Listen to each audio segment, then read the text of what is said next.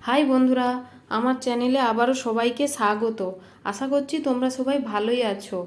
আজকে আমি আবারও চলে এসেছি নতুন একটা রেসিপি নিয়ে তোমাদের সাথে শেয়ার করতে। দেখেই সবাই বুঝতেই পারছো আজকে আমার রেসিপিটা কি হতে চলেছে।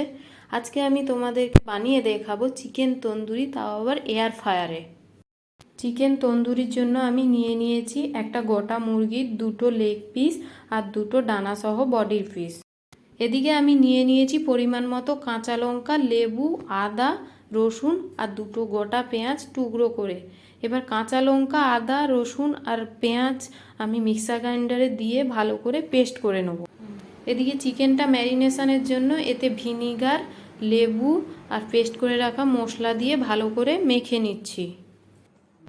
বন্ধুরা দেখো, চিকেন আর মশলা ভালো করে মাখা হয়ে যেতে এতে আমি একে একে দিয়ে দিচ্ছি পরিমাণ মতো লবণ, গরম মশলার গুঁড়ো, গোলমরিচের গুঁড়ো আর মিট মশলা। এবার আবারও ভালো করে মেখে নিয়ে আমি এটা 8 ঘন্টার জন্য ফ্রিজে রেখে দেবো। 8 ঘন্টা পর ম্যারিনেট করে রাখা চিকেনটা আমি ফ্রিজ থেকে বের করেছি। দেখো বন্ধুরা কীরকম চিকেন থেকে জল বেরোয়েছে। এবার আমি এটা নর্মাল টেম্পারেচারে 20 মিনিট মতো রেখে এয়ার ফ্রায়ারে দিয়ে দিচ্ছি ফ্রাই হওয়ার জন্য।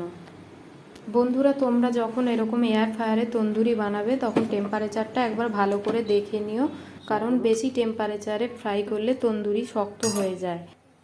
এখানে আমি প্রথম 20 minute temperature high to medium রেখে ফ্রাই করে নিচ্ছি। 20 মিনিট পরে দেখো বন্ধুরা আমি এতে তেল ব্রাশ করে দিচ্ছি। তেলের জায়গায় তোমরা বাটার ব্যবহারও করতে পারো, বাটার দিলে ফ্লেভারটা বেশি ভালো আসে। তবে যেহেতু আমি এটা বাড়িতে বানাচ্ছি সেজন্য আমি তেল ব্যবহার করেছি। তেল ব্রাশ হয়ে গেছে, এখন আমি আবারও এটা 10 মিনিটের জন্য ফ্রাই করে নিচ্ছি। দেখো বন্ধুরা 10 মিনিট হয়ে গেছে, এখন আমি চিকেনের পিসগুলো ভালো করে উল্টে নিয়ে আবারও 10 মিনিটের জন্য ফ্রাই করতে দিয়ে দেবো।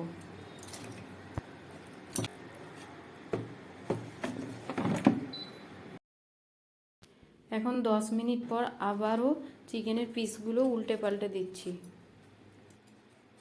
এবার আমি ফাইনালি 15 মিনিট ধরে চিকেনের পিসগুলো ফ্রাই করে নেব।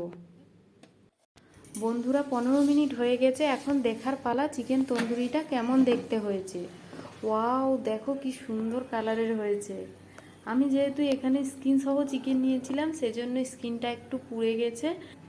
তোমরা যখন বাড়িতে ট্রাই করবে অবশ্যই চেষ্টা করবে স্কিন ছাড়া চিকেন নিতে, এতে তন্দুরিটা দেখতে আরও বেশি সুন্দর লাগে। বন্ধুরা এই তন্দুরি বানাতে আমি লঙ্কা গুঁড়ো বা তন্দুরি মশলা বা কোনো ফুড কালার ব্যবহার করিনি। তো বন্ধুরা আমার এই রেসিপিটা তোমাদের ভালো লাগলে বাড়িতে একবার বানিয়ে দেখতে পারো কিন্তু। আর আমার এই ভিডিওটা ভালো লাগলে একটা লাইক আর কমেন্ট করে জানিও।